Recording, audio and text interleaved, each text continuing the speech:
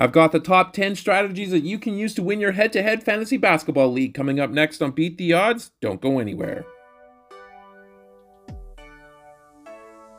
Hello sports fans and welcome back to another episode of Beat the Odds. With the fantasy basketball playoffs fast approaching, I'm going to count down the top 10 strategies that you can use to win your head-to-head fantasy basketball league. If you like this content, please smash that like button, and a special thanks goes to all of our subscribers who have been watching these videos, as you now account for 20% of all viewers. To the other 80% of viewers that haven't yet subscribed, I encourage you to do so as it helps me create these videos for you. Also, leave a comment on a tip that you might have to improve your chances at winning your fantasy basketball league. Now in head-to-head leagues, the goal is to have the best version of your team headed into the playoffs.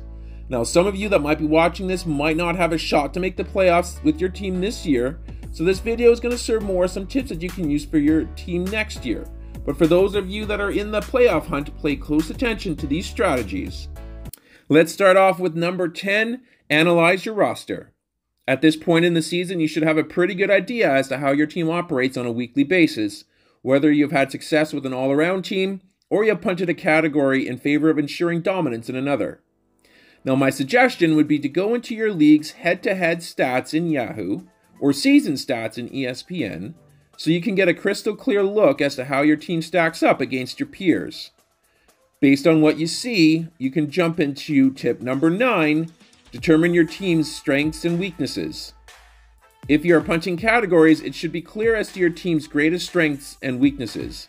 If you've decided to field an all-around squad, then it's a good idea to see how well you are doing in each category. If you're in Yahoo leagues, I prefer to use the win-loss view for the team stats. From this screen, I can easily see that my team is strong in 3 points made, points, assists, and weak in field goal percentage and turnovers. Now that I have a better idea of how my team is performing, I should, tip number 8, analyze my schedule. It is wise to take into consideration who you will be playing in the upcoming weeks leading up to your league's playoffs. In Yahoo, click on the Schedule tab and look at your matchups. In ESPN, click on the Schedule option under the League tab. It would be a great idea to compare your team to theirs by looking at the head-to-head stats. Once you've checked to see how you match up, you can, number 7, address your team needs via trade. Of course, this is optional, but it may be a good idea to put out feelers to see if you can make a trade that might bolster a category on your squad that your team might be lacking. Personally, I would trade from an area of strength to address an area of weakness. Using my previous example as a reference, I could trade a guard, Damian Lillard for example, for a center that could help with my field goal percentage, perhaps Chet or AD. If you're not having success in pulling off a trade, you can, number 6, scour the waiver wire. This is my preferred option, but it is also the option that requires the most work. As a general rule in H2H, I like to have 1 or 2 players that are fringe roster worthy, which allows me to be able to make adjustments to my team without fear of having to drop a good player in return. Of course, the quality of players you'll find will not be as good as you can acquire via trade, but you can still address your team's needs this way. I've highlighted Naz Reid as a potential add that could help my team. Now I'm going to pause for a second to bring up one very important tip.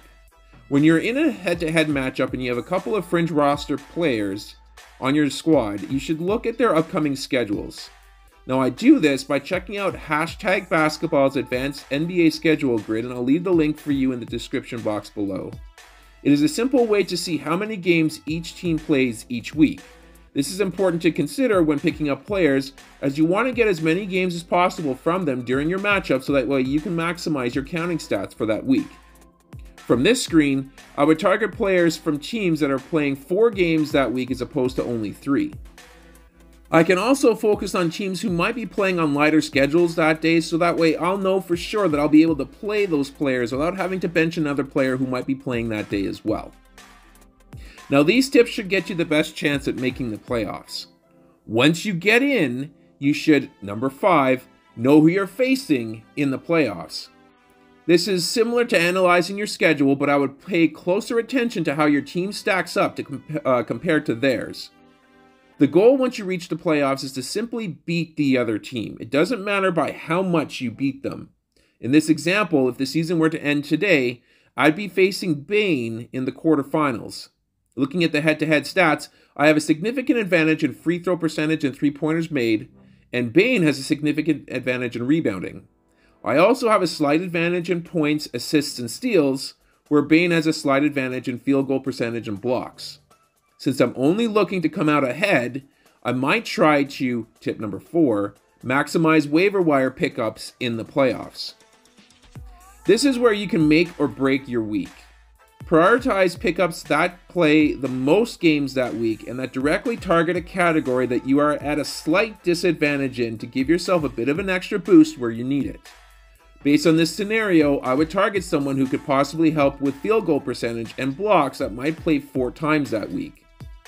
Now, teams that play 4 times that week are Boston, Cleveland, Detroit, Golden State, Indiana, Miami, Minnesota, New Orleans Pelicans, Philadelphia, Portland, Sacramento, and Utah.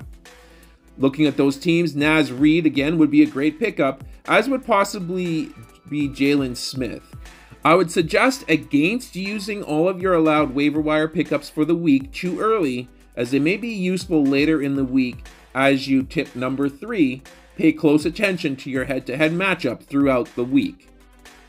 Things can happen throughout a traditional head-to-head week that would require your attention, such as injuries or rotation changes, but in a playoff week, it gets even more important to stay on top of it. This is why it's wise to hang on to some of your available pickups throughout the week so that way you can make the necessary changes if something does occur. This brings me to a very important strategy. Number 2, stay active.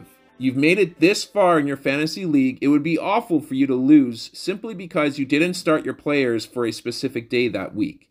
Take a couple of minutes and review your team. Make sure your notifications are turned on so that way you can make necessary changes if a player will miss a game. And then most of all, tip number 1, keep it locked on Beat the Odds Fantasy Sports. I'm going to be covering the top 10 pickups every week on my channel, as well as some other episodes to give you advice on what you can do to improve your chances in your fantasy basketball league. And as always, I will be happy to respond to any fantasy basketball questions in the comments section below. And that's going to do it here for this episode. I hope you guys enjoyed it. If you did, please leave a like on the video and of course subscribe to the channel for more content like this. I'm going to be signing off for now, but I will catch you guys on the next episode.